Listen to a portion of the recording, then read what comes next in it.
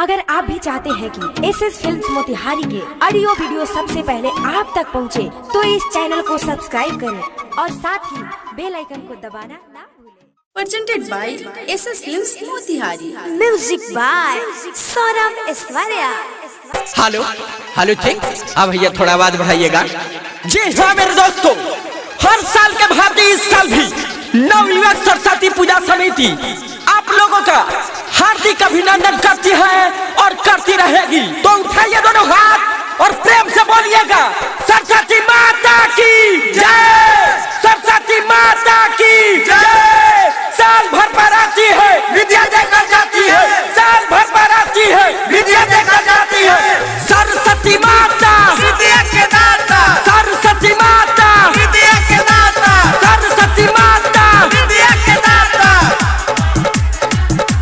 हाँ हाँ घर बा हमर सुन गिला मोतिहारी, कोरी भाषण माई के सबसे आगाड़ी, सबसे आगाड़ी, सबसे आगाड़ी।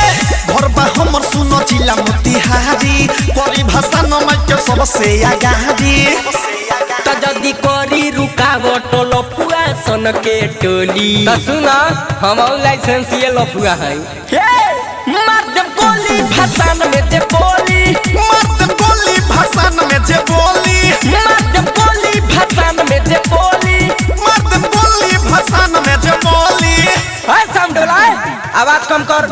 हाँ एक आवश्यक सूचना, मेरे समिति के जितने भी सदस्यगण हैं, अगर मेरी आवाज को सुन रहे हैं तो सबसे पीछे एक लड़का ब्लू टी शर्ट पहना हुआ है और सामने वाले जो छत पे लड़की है उसको लाइन मार रहा है, तो उसको पता नहीं है कि लफुआ का भाषण निकला हुआ है। बोल दो सिस्टम में रहे गाना बाजी भोजपुरी, तबे नुगादा खूबे बूढ़ी, सभे कमला चटाई, केहू के होई ना मजबूरी, केहू के होई ना मजबूरी। सुनो गाना बाजी भोजपुरी, तबे नुगारा दाऊरी, सबे कमर लाचकाई, केहू के होई ना मजबूरी।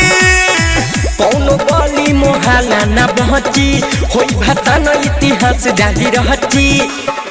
सिंह टोली में घुमनी चल सयब यही टोली। हाँ चल चल, वो नहीं हमरा माल के घर बा, कहूँ छत पर इंतजार करत होई। मर्दम गोली भाषण में जे बोली, मर्दम गोली भाषण में जे बोली, मर्दम गोली भाषण में जे बोली। मर्दम गोली भाषण में जे बोली।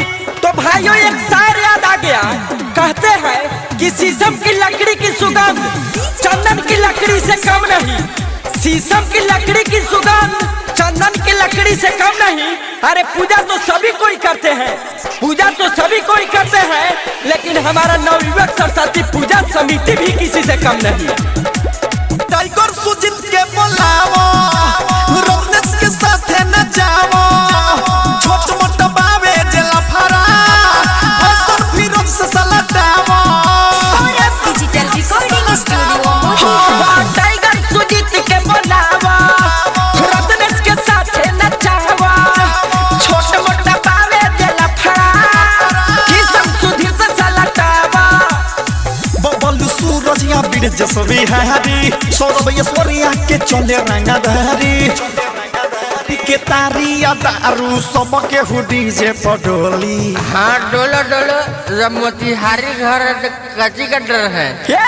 मर्दम गोली भाषण में जे बोली, मर्दम गोली भाषण में जे बोली, मर्दम गोली भाषण में जे बोली, मर्दम गोली भाषण में जे बोली।